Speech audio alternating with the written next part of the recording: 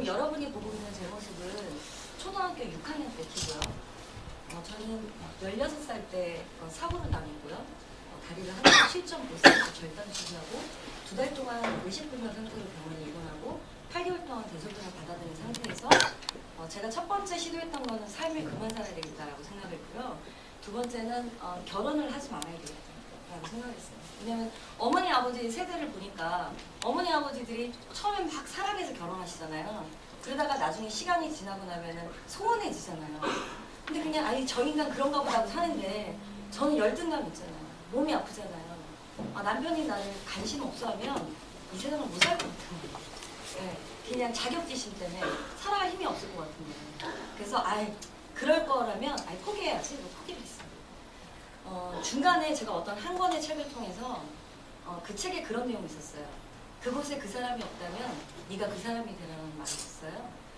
그리고 네가 갖고 있는 것이 얼마나 현재 감사하냐라는 글을 끼웠는데 내가 살려고 했는지 그 문구가 어린아이 가슴에 박히기 시작한 거예요. 그래서 죽을 수 있는 방법이 전체가 다 기부스가 되어 있었기 때문에 이렇게 엎어지지도 못하고 뒤집어지지도 못했거든요. 그런 상태에서 내가 짐승도 아니고 개도 아니고 소도 아니고 막 이런 생각이 어린 마음에 막 수치심 막 이런 게 드는 거예요. 죽을 수 있는 방법이 안 먹은 거라서 먹질 않아서 뼈가 더 안 붙기 시작했어요. 저는 현재 발가락 5개가 뒤로 넘어가질 않아요. 원래 이렇게 5분, 10분 서 있는 것도 저한테 기적이었고요. 그랬던 제가 어느 순간 의사가 이제 어머니를 통해서 저한테 했던 이야기는 뭐냐면 우리 지금 좀 전에 키 큰 친구 있잖아요. 우리 총 마스터님인데 우리 마스터는 아이 둘을 낳고도 키가 계속 컸어요. 웃기죠? 근데 보통 여자들은 이제 생리 전에 아기들 요즘 초등학교 애들이 생리가 빨라졌잖아요. 그래서 성장 이렇게 판 검사해갖고 생리하기 한 1, 2년 전에 이제 성장 클리닉을 하잖아요. 근데서 여자들이 생리를 하고 나면은 이제 키가 안 큰다고 이랬는데 이분은 애 낳고 나서도 계속 무럭무럭 자라서 몇 센치가 더 자라신 거예요. 근데 저 같은 경우에는 의사가 뭐라고 했냐면 이제 더 이상 그때도 종자도 작았는데 클 수가 없다라고 얘기했고 아이를 갖는 게 위험하다고 얘기했고 오래 걸을 수 없다고 그랬고 그리고 걸을지 안 걷게 될지도 모른다고 그랬고 뛸 수 없다고 그랬고 그리고 절대 당신은 살이 쪄서 안 된다고 했어요. 왜냐면 이게 허벅지부터 발가락부터 신경이 끊어지면 전부 연결해서 한마디로 소모즈로 재창생이 된 거예요. 그렇게 해서 이제 그런 것들이 이제 준비가 된 상태에서 제가 움직이게 됐기 때문에 어느 순간에 나이를 먹고 나니까 여자들이 나이 먹고 나서 호르몬 변화가 되기 시작하면 여성의 호르몬 수치가 떨어지기 시작하면서 뭐가 생기냐면 지방세포가 늘어나는 거거든요. 예전에는 조금만 이렇게 집안에서 살림만 조금 하고 걸레질만 해도 살이 잘 빠졌어요. 그래서 와 내가 몸도 이렇게 아픈데 살도 잘 안 찌는 체질에서 얼마나 감사한가 이렇게 생각했어요. 근데 어느 날 제가 제 몸이 아닌 걸 알게 된 거예요. 왜냐면 우리 그래도 다행히 감사하게 저희 함께 사시는 분께서 제가 지금 몸보다 12kg가 빠진 상태거든요. 12kg가 찐 상태에서 뭐라고 했냐면 왜 제가 이런 식으로 생겼는데도 이쁘다고 하셨어요? 그런 거예요. 그래서 왜 그런 당신을 보면서 맨날 이쁘다고 느끼셨어요? 이러는 거예요. 근데 저는 그랬어요. 아침에 눈 떠서 거울을 보니까 그 거울 속에 나밖에 안 보이잖아요. 이 세상에서 항상 나랑 제일 친한 거예요, 제가. 들어오세요. 네. 그래서 저 이쁜 줄 알았어요. 진짜로요. 그렇게 살이 쪘는지도 저는 정말 몰랐어요. 그런 상태에서 제가 어느 날 아주 변화된 모습이고 뽀샵 좀 했고요. 이 사진 보면 형 남자들이 상체를 보더라고요. 저는 상체 비너스예요. 저렇게 쪘는데 이때가 12kg 쪘을 때였는데요. 이게 3년 전 사진이죠. 그런 상태에서 바깥에 함께 일하는 남자 코치님 가족이랑 놀러 갔는데 제 사진을 찍어서 누나 모습 좀 봐 사진을 보냈어요. 딱 봤는데 너무 놀란 거예요. 왜 제가 이렇게 쪘는데도 말 안 해주셨어요? 그랬더니 당신이 워낙 먹는 걸 좋아하고 그게 이뻤대요. 그냥 뚱뚱해도 귀여웠대요. 그래서 자기 눈에는 밉지 않았대요. 그래서 제가 어느 순간에 그 소수의 모임을 통해서 같이 공부를 하기 시작하면서 중간에 살이 더 찌기 시작했고요. 한 2달 정도. 그다음 2달이 지나고 나서부터 제가 체지방이 8kg가 빠지기 시작하면서 지금 이제 몸이 됐어요. 이런 사진은 저희뿐만이 아니라 굉장히 많은 업체 돌아다니는 사진들이에요. 이거보다 더 드라마틱한 사진도 많이 돌아다니죠. 제가 이것을 보여드리려고 하는 이거는 아니고 저희와 지금 현재 전국을 통해서 같은 해독 다이어트를 통해서 스쿨을 통해서 함께 공부를 하고 코치가 되어도 프로그래머로서 병원이나 약국이나 피트니스나 이런 곳에서 전문적인 강사로서 일하시는 분들이요. 함께 협력해서 무언가 코칭을 받은 사람들이 요요가 하나도 없다는 거예요. 대단하지 않아요? 그죠? 그래서 우리나라 국내 굴지에 굉장히 유명한 브랜드 다이어트 업체들이 있어요. 근데 어쨌든 우리는 굉장히 유명한 어떤 공공연한 어떤 잡지라든가 이런 쪽에서 계속 KBS 자체에서도 매달 우리를 연재를 해주겠다고 이렇게 할 정도로 어떤 우리가 갖고 있는 이론적 배경이라든가 이런 커리큘럼이라든가 이런 것들이 인정을 받고 있는 상태고, 여러분이 오늘 듣게 될 내용들은 사실상은 어떻게 보면 굉장히 작은 내용이에요. 제가 이 강의를 하게 되면 한 3시간이 넘는 강의거든요. 근데 여러분들이 제가 그 강의를 다 풀면 이해하지 못하시고요. 굉장히 어려우실 거예요. 그래서 저 나름대로 제가 이해한, 아주 죽으로서 이해한 방식으로 여러분과 함께 나누는 시간을 갖도록 할 거예요. 괜찮겠죠? 네. 저 말 잘하죠? 네. 여기만 있으면 좀 잘하는 것 같아요. 자, 오늘 제가 해독에 대한 이야기를 한다고 했잖아요. 그죠? 자, 해독에 필요한 핵심적인 키워드를 한 단어로 꼽는다면은 독을 풀어준다는 이야기겠죠? 독을 풀어준다는 건 뭐예요? 자체 나머지 기능을 원상태로 살려준다는 그런 뜻이겠죠. 그래서 대체의학의 근본적인 부분들은요, 인간이 갖고 있는 자연적인 치유력, 자연적인 면역력을 살려낸다는 뜻이기도 해요. 다이어트, 비만에 관한 부분들도 마찬가지거든요. 우리가 내가 쟤보다 살이 쪘네, 내가 쟤보다 지방이 많네, 내가 쟤보다 뚱뚱하네, 이건 뭐예요? 비만의 대사증후군이라고 하잖아요. 내가 저 사람보다 복부에 살이 많네, 엉덩이에 살이 많네, 어디에 살이 많네, 뚱뚱하네, 이건 뭐냐면 어떤 말이랑 같은 말이냐면 내가 쟤보다 독이 많네 라고 똑같은 말이에요. 그래서 원래 우리 몸속에 있었던 어떤 독을 빼내고 스스로 갖고 있었던 원래 기능을 살려주고 자연적인 면역력, 치료력을 살려낸다면 스스로 우리가 날씬해지고 건강해지고 아름답게 살아갈 수 있다는 말을 드리고 싶어요. 그래서 해독이 필요한 부분인데요. 이 지구상의 동물들 이렇게 보면은요, 동물들은요 몸에 이상이 생겨요. 몸이 아파요. 자기 스스로 뭔가 병이 걸린 것 같고. 그럼 동물들은 먹이 활동을 쉬잖아요. 굶어요. 굶고 열어놔 주시면 그 먹이 활동을 쉬고요. 스스로의 면역력, 치유력을 통해서 자기가 갖고 있는 자연적인 치유력을 통해서 자신을 살려내거든요. 근데 인간만 그렇지 않아요. 인간들은 요즘은 못 먹어서 사는 사람들 별로 없잖아요. 너무 먹어서 다들 질병이 생기고 문제이거든요. 그냥 사슴비 꼬라먹고 개 잡아먹고 그죠? 배암탕 먹고 막 다 잡아먹어요. 그냥 걸어다니면 다 잡아먹는 거죠. 그죠? 그래서 몸이 허하다고. 그래서 막 먹기 시작해요. 그런데 인류가 지금까지 진화해오면서 갖고 있었던 자연적인 치유력, 면역력을 극대화할 수 있는 방법은요, 먼저 뭔가 바깥에서 무엇을 넣어주기보다는 안에 있는 독을 빼냄으로 스스로 몸을 가볍게, 건강하게, 날씬하게 하는 것이 기본이기 때문에 해독이 필요한 이유라고 말씀드리고 싶고요. 다이어트 개념에서 바라볼 때는요, 해독이 필요한데 다이어트 관심이 있으세요? 그럼 관심은 있는데 비싸잖아요. 관심인데 그거 해봤자 별 효과 없더라고요. 그때만 빠지더라고요. 다이어트 해야 되는데 저 운동하기 너무 싫어요. 저 굶는 거요? 정말 힘들어요. 못 참아요. 그럼 어떻게 해요? 이렇게 얘기했어요. 그래서 그걸 간절히 원하지만 우리가 하지 못하는 여러 가지 이유들이 앞에 있었거든요. 여자들한테 물어보면 대부분이 뭐냐면 운동하고 식욕 조절이에요. 이것 때문에 다 무너지거든요. 식욕 조절 때문에. 근데 해독이 필요한 이유, 두 번째 이유 중에 하나는요, 해독에서 끝나지 않는다는 거예요. 여러분들이 올바른 해독을 안 내받기 시작하면요, 그 해독 자체가 식욕 조절과 연결이 되기 때문에 말씀을 드리고 싶어요. 그래서 우리 프로그램에서 해독을 첫 시간에 비움이란 코너로 집어넣고 있고요. 그 첫 시간을 제가 맡아서 부족하지만 안내를 하고 있어요. 일단은 뭐 먹고 사는 이야기 저녁 때 드셨죠? 네, 저녁 안 먹고 2차 가려고 또 헛걸려고 또 준비하고 또 계신 분들도 계시죠? 네, 저 불러주세요. 자, 우리가 먹는 음식에 대해서 한번 얘기해 볼까요? 우리 먹이사슬을 한번 보면은요, 식물에서 시작하잖아요. 그죠? 네, 식물에서 시작해요. 물론 우리가 오늘 내 친구, 고등학교 여자친구는 이 2층이 굉장히 유명한 삼계탕집이에요.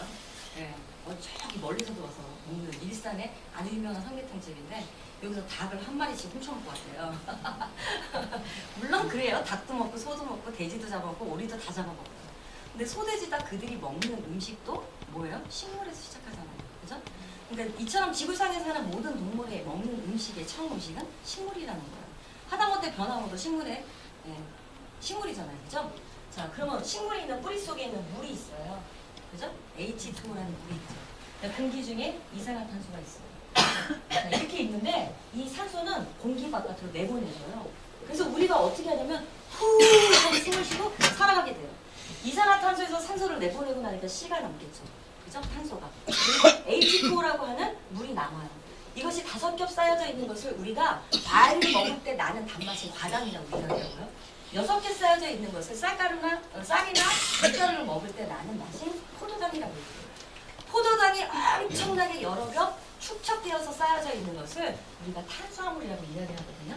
근데 보세요. 여기 이 C가 탄소예요. 네, C가 H2O가 물이에요. 전혀 다른 탄소랑 전혀 다른 물이 만나서 새로운 화합물이 되었네요. 그래서 이걸 탄수화물이라고 부릅니다. 그러면 우리가 흔하게 알고 있는 탄소로만 되어 있는 게 있어요. 온리 탄소로만 되어 있는 거. 그 얘가 뭐냐면 숯이 있죠. 그죠? 연필 심이 있어요. 그리고 흔하게는 않지만 뭐가 있냐면 다이아몬드가 있어요. 그럼 이 이론대로라면 숟가루라고 하는 탄소랑 물이랑 섞어서 막 흔들면 뭐가 돼요? 탄수화물 된다는 거죠. 그죠? 웃기잖아요. 아니 저 물속에다가 연필심을 집어넣는 거예요. 물을 넣어요. 막 흔들어요. 그럼 탄수화물 된다는 거잖아요. 화학식은 그렇잖아요. 그죠? 근데 포도당은 어떤 맛이 나요? 단맛이 나요. 그럼 숟가락으로 연필심하고 넣어서 막 흔들면 어떤 맛이 나요? 안 먹어봤죠? 아세요? 먹어보셨어요? 별맛 없어요. 그죠? 아니 적어도 포도당 맛은 나야 될 거 아니에요. 탄수화물 아니더라도. 그죠? 숟가루라고 하는 탄소랑 물이 만나서 탄수화물이 되었어요. 전혀 다른 탄소랑 전혀 다른 물이 만나서 새로운 화합물이 될 때는 이 안에 어떤 힘, 어떤 에너지가 필요하다는 거예요. 어떤 에너지가 필요할까요?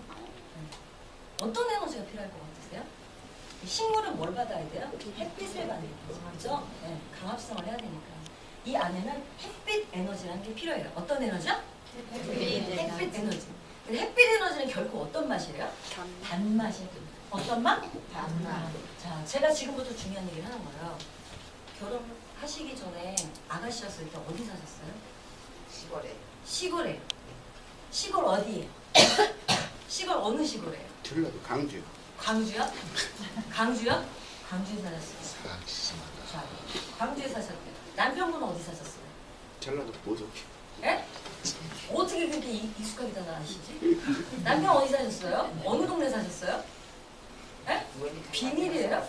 예? 멀리 갈라지고 살았다. 멀리 갈라진 곳에 살았대. 그러니까 멀리 떨어진 거죠. 어머니 매력적이세요. 광주에 사시는 예쁜 여자분하고 갈라진 저기 멀리 떨어진 곳에 사는 호남의 남편분하고 눈이 이렇게 맞은 거예요. 그죠? 네. 이 두 분을 만나게 하는 에너지가 있잖아요. 그죠? 그 에너지가 바로 햇빛 에너지인데요. 자, 보세요. 우리가 살면서 인생을 살아가면서 느끼는 감정이 있어요. 이렇게 단맛이 나는 감정. 네. 아침에 눈을 탁 떠요. 저는요, 새벽에 눈을 뜨거든요. 예전에는 그런 사람들 거짓말 아니야 라고 생각했어요. 이 세상의 위대한 리더들, 성공한 CEO들을 보니까요, 이 사람들은 전부 아침형 인간들인 거예요. 아씨, 탈사를 어떻게 바꿀 수도 없고, 습관을 아무리 흉내를 내도 안 되는 거예요. 어느 날 내 몸이 건강해지기 시작하면서부터요, 기적 같은 일이 벌어지는 거예요. 꼼꼼할 때 내가 눈을 떠 있는 거예요. 어머머, 대단하다. 그대로 했어요. 나는 당신을 멘토로 삼을 거예요. 신이시여. 그랬어요.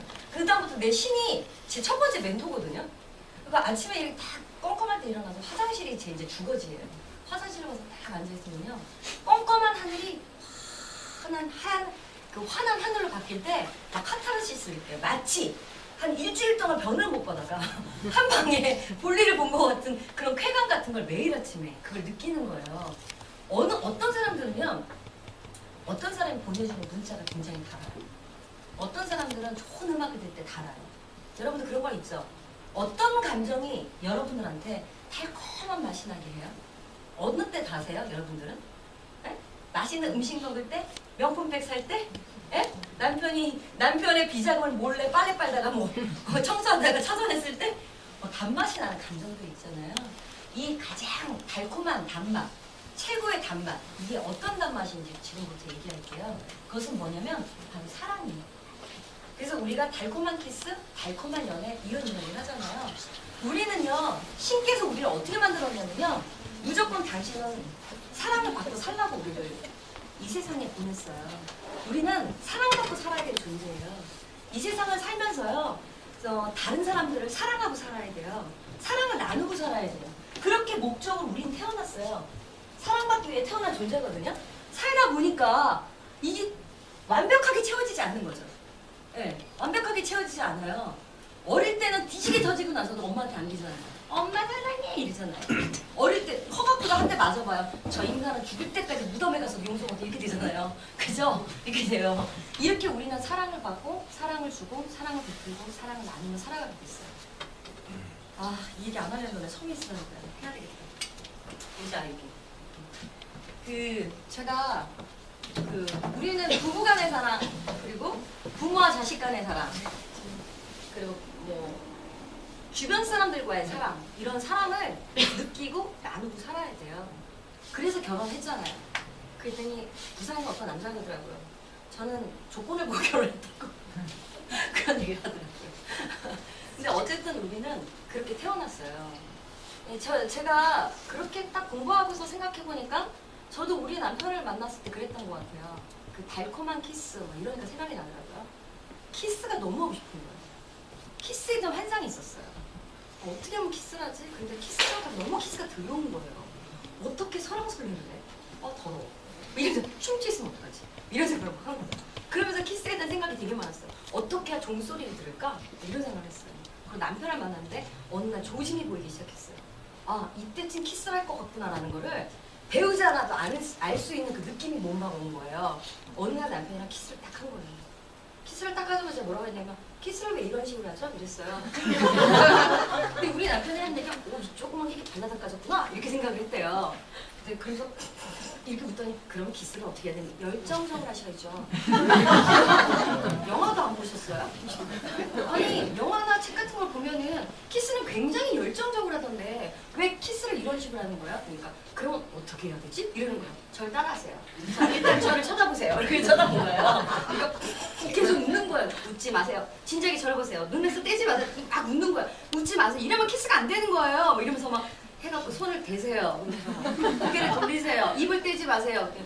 진아 입 좀 그만 떼면 안 될까? 안 돼요. 종소리가 안 울리잖아. 이게 진짜 촉했었어요.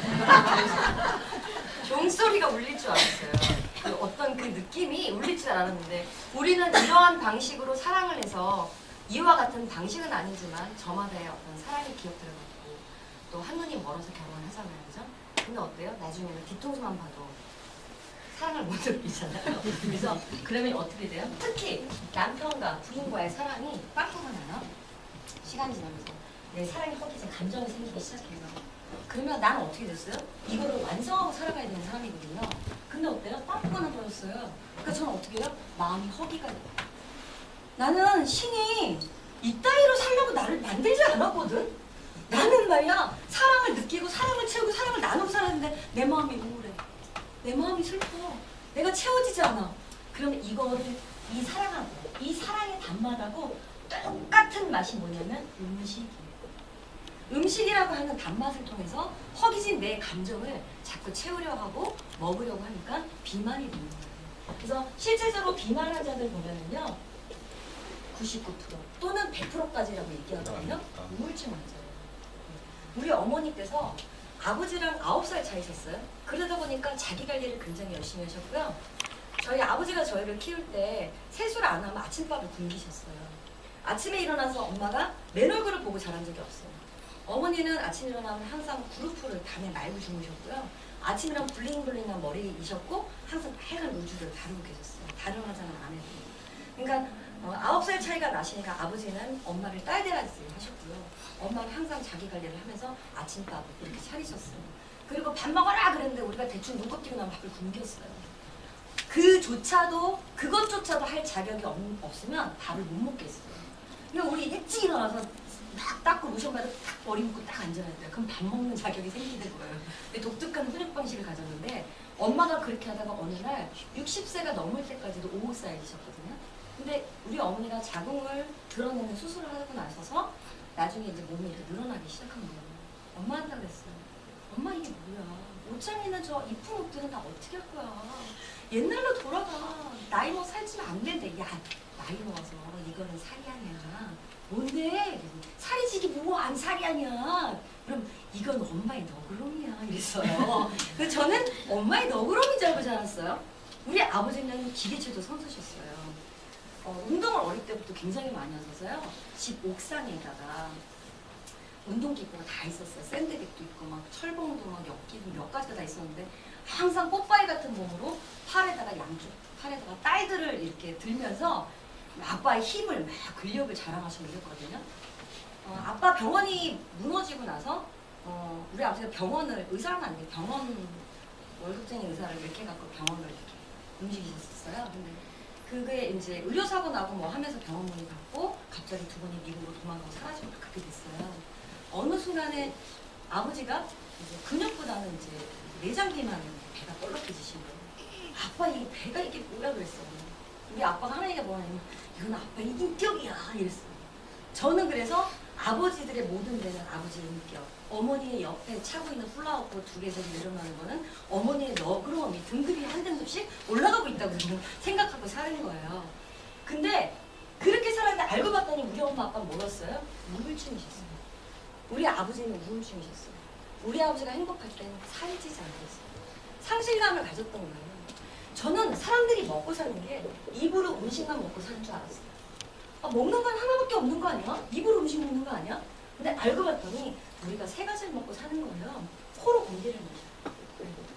뭐라 했잖아요. 가슴 앓아서는 숨 막힌다고 했잖아요. 그죠? 숨 막힌다. 숨이 안 쉬어진다고 그러잖아요. 숨이 안 쉬어진다고. 가슴이 아리다고 그러잖아요. 예, 코로 공기를 마시고요. 가슴으로 뭐냐? 마음을 먹어요. 사랑을 먹어요. 근데 비만을 탈출하는 데 있어서 이 세 가지 중에 어떤 단 한 가지라도 부족하게 되면 살이 찌게 돼요. 그래서 우리는 굿피플 아카데미에서는 정의하는 게 있어요. 여태까지는 살이 찐 많은 사람들이 어떤 의식을 갖고 살았냐면 패배주의, 의지박약 이걸 갖고 살았어요. 에이씨 어차피 해봤자 3일에 일주일밖에 못할 텐데 야 너 또 그러고도 또 퍼먹냐 이래요. 아 내가 그렇지 뭐. 자기도 모르게 자기는 굉장히 의지도 약한 사람이고 패배주의적인 그런 것이 머릿속에 세뇌되기 시작해요. 근데 우리는 다이어트는 의지가 아니라는 거예요. 다이어트는 뭐가 아니라고요? 의지가 아니라는 거예요. 네. 이분들은 어떤 병에 빠졌냐면요. 의지 박약병에 빠진 게 아니라요. 사랑고파병에 빠진 거예요. 자, 우리가 이곳을 통해서 많은 프로그래머들이 만들어지기 시작했어요. 그 프로그래머를 통해서 많은 사람들의 경험들을 알게 됐어요. 당신은 언제부터 살이 쪘어요? 저는요, 생각해보니까 5년 된 것 같아요. 그래요? 당신은 언제 살이 쪘죠? 저는 10년 됐어요. 저는 26년 됐어요. 이런 사람도 만났어요. 이 사람들이 얘기하는 계기들이 있었어요. 상담을 해보면 자기들이 감정적으로 사랑에 허기진 계기들이 다 있어요. 어떤 분은 남편이 그 두 아이를 낳는 동안 자기가 열심히 남편 뒷바라지를 했는데요. 남편이 바람이 나는 거예요. 아씨 이놈의 인간. 내가 아들 둘 낳고서 계속 날씬한 몸을 유지하고 있는 거예요. 5 사이즈 입고 살았는데 이놈의 인간이 바람 펴? 도대체 어떤 이유나 바람 폈지? 추적을 한 거예요. 봤더니 플러프가 많은 너그러운 여인하고 바람을 난 거예요. 그래서 펑키 시작했대 자기가. 그때부터. 그래서 비만이 된 케이스를 정말 엽기적이었어요. 그러니까 어떤 여자는 아버지를 잃은 어머니를 어릴 때 잃고 중간에 또 아버지를 잃은 그 상실감에 비만 오면 먹기 시작했던 그 속식과 그 음주 이런 것들이 지금의 자기의 이 몸무게를 만들었다고. 요즘은 비만센터에 70kg, 80kg 여자들 안 온대요. 다 평균 오는 게 100kg 이상 이렇게 다 오거든요. 현대인들이 대부분이나 우울하잖아요. 그래서 밴드 활동을 하고. 그죠? 예전에 그런 거 없었잖아요. 사람들이 각자 다 외로운 섬에 다 산다는 거예요. 네. 근데 모든 다이어트에서 뭐냐면 이런 마음의 허기진 어떤 단점들이 해결되지 않으면 사람들이 얘기하는 식욕 조절인 게 되지 않아요.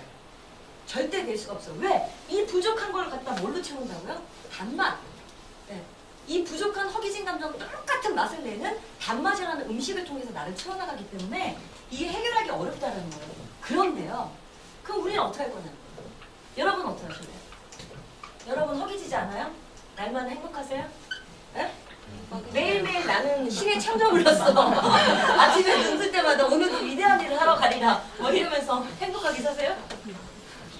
자 보세요. 우리가 감정적으로요 굉장히 행복해요. 내가 감정적으로 굉장히 사랑을 느껴요. 그리고 너무 기분이 좋아요. 이러면 우리 몸속에 오늘 티켓의 이야기처럼 어떤 호르몬이 나오냐면 세로토닌이라고 하는 호르몬이 나와요.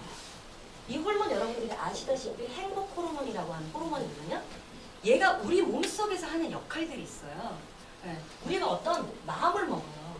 그럼 그 마음을 먹는 데에 따라서 우리 어떤 감정도 가질 수 있고요. 어떤 생각도 가질 수가 있어요. 자, 이때 감정과 생각은 부정적인 생각이냐 긍정적인 생각이냐 단 두 가지밖에 없어요. 내가 행복하다, 기쁘다, 어떻게 신이 오늘도 이렇게 이쁜 하루를 나한테 주셨지? 전 맨날 이래요. 네. 이런 마음을 먹어요. 그럼 그 마음에 맞는 뭐가 나오냐면 그 마음 상태에 맞는 호르몬이 나오는 거예요. 그 이 마음 상태에 맞는 호르몬이 나와서 육체에 미쳐있는 각 장기에 가서 영향을 미쳐요. 단 예로 우리가 부정적인 생각을 해요. 근데 저 아는 지인분이 있는데요. 맨날 하는 얘기가 그래요. 자기 30년 동안 그 연놈을 용서를 못한대요. 그래서 그만 좀 용서하세요. 그랬거든요. 그만 좀 용서하세요. 그 의정부에서는 두 연놈만 생각하면 혈압이 올라요.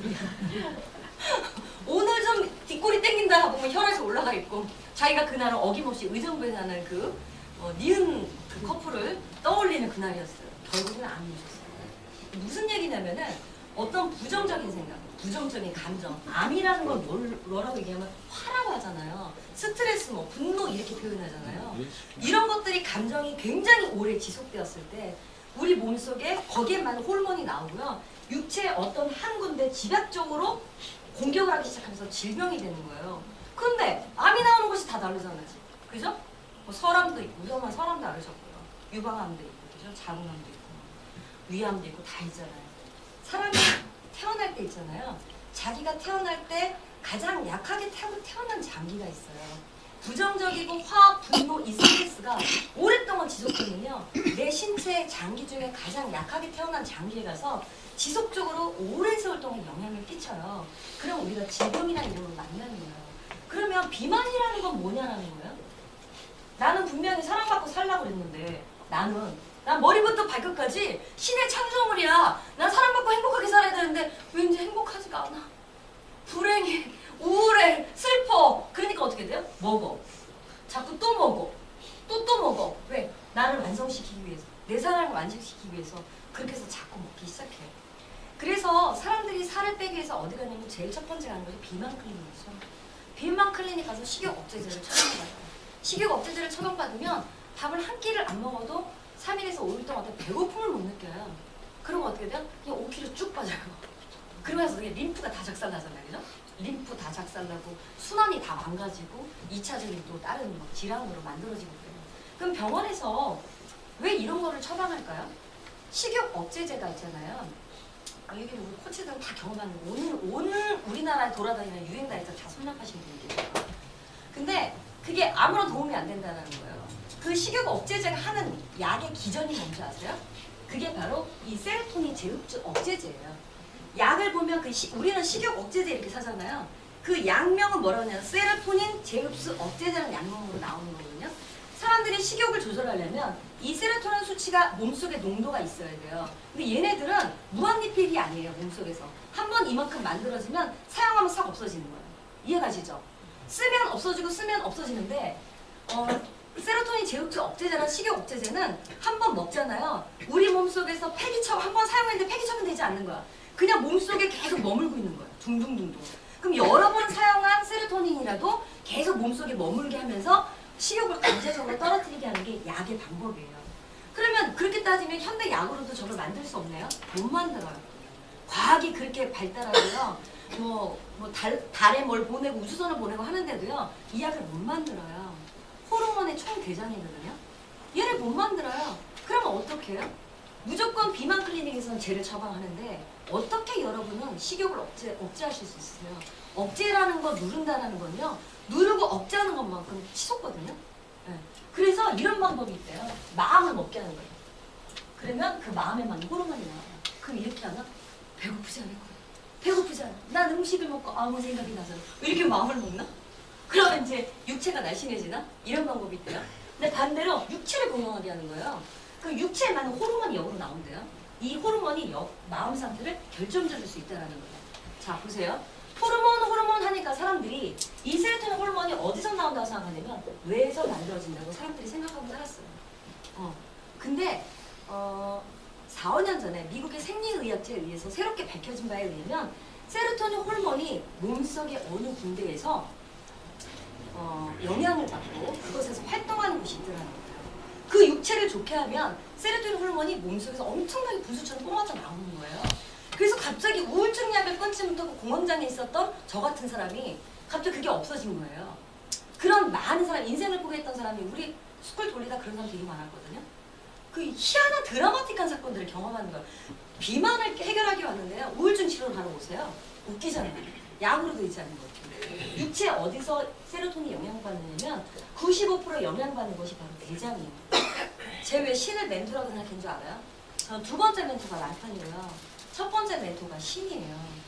공부하면서 더 느낀 거예요. 어떻게 우리 몸을 이렇게 눈이 그거 하면 깜빡깜빡거리고 나는 가만히 있는데 심장 이거 시계도 맨날 돌아가면 째깍째깍 소리 나는데 들리지도 않고 잘 움직이고 너무 웃긴 거예요. 우리 인체를 생각하니까. 근데 어떻게 행복한 이 예쁜 호르몬이 똥통에서 만들어질까 이 생각한 거예요. 그렇잖아요. 심장에서 나오거나 내가 예쁜 미소 질 때 나온다거나 누군가를 쓰다듬어 줄 때 어떤 감정선에서 나온다거나 이런 걸 이야기했는데 똥이 드글드글한 이 대장 속에서 95% 영향을 받는데요. 그래서 역경 속에 뭐 그런 거 있잖아요. 뭐 기회, 그죠? 흙 속의 진주 막 이런 거 있잖아요. 와, 정말 대단하다. 이 신의 섭리가 정말 대단하다는 생각이 드는 거예요. 반해버렸어요, 신한테요. 95% 영향을 받는데 육체가 이 대장이 깨끗하면 어떻게 될까요? 호르몬이 많이 나올까요, 적게 나올까요? 많이 나오죠. 그러면 이 호르몬이 많이 나면 어떤 일이 벌어지면 마음이 굉장히 긍정적이고 행복해진다는 얘기예요. 제가 부산에서 이와 같은 강의를 몇 번 했는데 뒤에 있던 어떤 젊은 남자가 갑자기 손을 번쩍 드는 거예요. 사장님! 그러는 거예요, 뒤에서. 네, 그래서 강의 중에 질문 안 받는데 혼자서 막 떠드는 거예요. 전 앞으로 똥통이 이쁜 여자랑 결혼할 겁니다! 이러는 거예요. 그래서 내가 너무 봉쩍었고 그냥 너무 웃었었어요. 되게 웃겼어요. 약간 그 친구가 굉장히 충동적이고 적극적이고 막 그런 친구였는데 예전엔 내가 좋아하는 여자는 S라인에 어쩌고 막 그런 얘기를 막 했었거든요. 근데 강의를 듣다 보니까 여자가 장이 깨끗하면 굉장히 긍정적일 거고 남편 바가지도 안 긁을 거고 항상 밝은 미소로 남편을 대할 거고 아이들을 대할 때 짜증을 내지 않을 거고 막 이런 생각을 막 한 거예요. 굉장히 발전을 청각이다 보니까. 자, 그럼 여러분 혹시 세로토닌 호르몬을 만드는 방법에 대해서 궁금하세요? 네. 궁금하세요, 진짜? 네. 세로토닌 만드는 방법이 약으로 되지 않다는데 만드는 방법이 있다는 거예요. 자, 우리가 6개월 동안 몇 킬로 빼고 싶어요? 여자들 보통 5킬로로 빠지고 싶어 하거든요. 그럼 6개월 동안 5킬로 빠지기로 했어. 그럼 적게 먹고 움직이는 거 되게 중요하잖아요. 그죠? 그렇잖아요. 네. 근데 그것만 갖고 되지 않는다는 거예요. 자, 그럼 이 만드는 방법이 뭐가 있냐면 아침요법이 있어요. 네, 아침요법하고 저녁 장요법이 있거든요. 꿀이 있어요. 레몬이 있어요. 알로에베라가 있어요. 천연 미네랄이 있어요. 잘 안 써요. 제가요. 스쿨에서는 비밀을 나눴는데 잘 안 써요. 물에다가 240ml 물에다가 섞어서 아침 7시에 이걸 꿀떡꿀떡 마시는 거예요. 그리고 나서 뭐를 하냐면 햇빛을 보는 거예요. 햇빛을 보는데 아침 7시에서 9시에 보는 거예요. 굉장히 간단하죠. 세로토닌 만드는 방법이. 그러고 나서 뭐 하냐면 근육을 움직여줘요. 어떻게 움직이냐면 5분에서 10분 갔다 오면 이렇게 이런 거 있잖아요. 이렇게 쭉 했는데 림프를 흔들어주는 거예요. 이렇게 되면 이 안에서 어떤 일이 벌어지냐면 밤사이에 있던 멜라토닌이 야 빨리 일어나 세로토닌 만들어주지 라고 바뀌어요. 멜라토닌이 갑자기 등장했어요. 얘는 뭐냐면 세로토닌의 반대예요. 자, 아침에 해가 뜨면 세로토닌 나오고요. 저녁에 해 떨어지면 얘가 멜라토닌으로 바뀌어요. 근데 세로토닌이 부족하면 주부들이 우울증 많이 오잖아요. 그죠? 우울증이 조울증이 되고 막 공황장애 오고 막 이래요. 우울증, 조울증, 공황장애, 3단 콤보. 이 세로토닌 부족하게 되면 세로토닌 부족증이라는 병이 생기는 거예요. 세로토닌 부족증이 바로 우울증, 조울증, 공황장애예요. 이 약으로도 어떻게 되지가 않아. 힘들어 너무. 계속 치료받아야 돼. 그럼 얘네들이 뭘 하냐면 이거를 많게 하는 게 가장 중요하잖아요. 멜라토닌이 부족한 사람들은 아무리 밤에 자려고 해서 잠이 안 와요. 옆에 전화하잖아. 순이 엄마 잠이 안 와. 쪽발 먹을까? 이런다고요. 난 밤에 잠이 온다. 나는 해가 천천히 떠야 잠이 와. 뭐 이런 사람도 있어요. 그죠? 아침에 7시에서 9시에 빛을 봐야 되는 이유가 있어요. 이때 햇빛을 못 보고 아침에 주부들이 늦잠을 자요. 애 대충 보내고 막 자요. 동공의 빛을 못 봤어요. 그러니까 어떻게 돼요? 우울증이에요. 이것은 이 시간에 빛이 동공에 내 눈에 안 들어오면 어떻게 되냐면요. 멜라토닌, 세로토닌이 안 바뀌어요. 그러면 내가 만들어야 되는 양이 있는데 적게 만들잖아요. 밤에 뭘로 와요? 그거를 폭식으로 오는 거예요. 그러니까 밤에 뭐예요? 잠이 안 와요. 야식 증후군으로 와요. 이게 바뀌는 거예요. 그러면 빛을 봐요. 그럼 밤속에 몸속에 있었던 멜라토닌이 야 빨리 일어나 그래요. 그리고 근육을 흔들어줘요. 그럼 우리 어릴 때 대통령 지나가면 막 이렇게 우리 깃발을 들었거든요. 그것처럼 몸속에서 깃발을 야 세로토닌 만들 거니까 너네 빨리 깃 닦어! 이러는 거야 얘네들이. 합성하라고 신호를 보내는 몸속에. 그럼 실제적으로는 어디서 세로토닌을 만드냐면 식사에서 만드는 거예요. 자 여러분들 우리가 가장 아는 다이어트 방법이 닭가슴살이잖아요. 예전에 어떤 프로 보니까 남녀여자 만나서 결혼하려고 만나는 짝이란 프로그램이 있었어요. 어떤 남자애가 막 운동 만들려고 닭가슴살을 막 먹더라고요. 평생 못 하잖아요. 그죠? 근데 식사하면서 살 빼는 건 평생 할 수 있잖아요. 그죠? 여러분이 평생 할 수 있는 건 알려드리는데요. 뭐 하냐면 현미에다가요. 4가지 잡곡을 섞어서 드시는 거예요. 네. 여기에다가 나물찬을 드시는 거예요. 제가 이 공부를 하면서 귀찮아 이랬어요. 안 먹었어요. 사람들은 하더라고요. 같이 공부하는 분들이. 조금씩 하고 그 사람들 이야기 듣다 보니까 강의를 계속 듣다 보니까 한 번 들을 때는 좋은 내용이다 그랬어요. 계속 참여하면서 공부를 하기 시작하면서 평생 쓸 몸인데 내가 앞으로 뭘 하고 살게 될지도 모르잖아. 이게 왜냐면 악기를 연주하는 사람은 악기를 굉장히 소중하게 닦거든요. 저는 피아노 작곡을 했는데요. 그때 저는 아침에 일어나면 피아노에 먼지도 안 쌓이게 계속 이렇게 닦고 굉장히 소중하게 생각했거든요. 다른 관악기나 목관악기 다루는 친구들도 자기 악기에 대한 것들이 굉장히 옆에 두고자고 소중하게 다뤘단 말이에요. 가만히 생각하면 내 몸은 악기처럼 바꿀 교환할 수도 없는 거고요. 내 생명에 닿을 때까지 잘 소중하게 쓰고 가야 되잖아요. 그렇게 생각해 보니까 어차피 하는 거 약간 귀찮은 거 바꿔보지 뭐라고 시작했어요. 왜 시작하게 됐냐면요. 우리가 단백질 아미노산이 20가지가 있잖아요. 그죠? 이 20가지가 있는데 이 중에 9가지를 필수 아미노산이라고 이야기해요. 이것이 다 들어있는 음식을 우리가 완전식품이라고 이야기하죠. 근데 우리가 이렇게 이런 것들을 먹고서 이게 있어요. 이걸 얘기를 안 했구나. 이거 하나 얘기해드려요. 어떤 성형외과 의사가 있어요. 그분은 압구정 4번 출구에서 성형외과라고 계시거든요. 근데 이분이 되게 독특한 거 뭐냐면 목사님이세요. 미국에서 목사 한수 받고 한국에서 목사 한수 받고 미국에서 되게 오랫동안 성형외과 의사로 있으면서 한국에 나와서 한국의 압구정 4번 출구에서 이제 성형외과를 하면서 다른 스탠포드라고 하는 데서 연구센터 연구원으로 있어요. 이분이 뭐랬냐면 TV를 틀면 TV에 잘 나오고 여러분들 아마 얼굴 보면 아실 거예요. 책도 많이 저술하시고 자기가 딱 미국에서 있다 보니까 계속 깨어있는 목사예요. 어차피 딱 보니까 여자들이 이뻐지기 위해서 엄청난 돈을 들이고 엄청난 무서운 시술들을 하는 거예요. 와 이거 비만에 대한 이 열광이 대단하구나 이 시장이. 나 비만으로 체인을 내야 되겠다 생각합니다. 그래서 비만 클리닉을 이 사람이 자기 성형외과 말고 이거를 차려요. 그러고 나서 뭘 했냐면 비만 클리닉 차려내면서 와 이거를 그냥 가게를 차리는 것보다 체인으로 하면 참 돈이 되겠구나.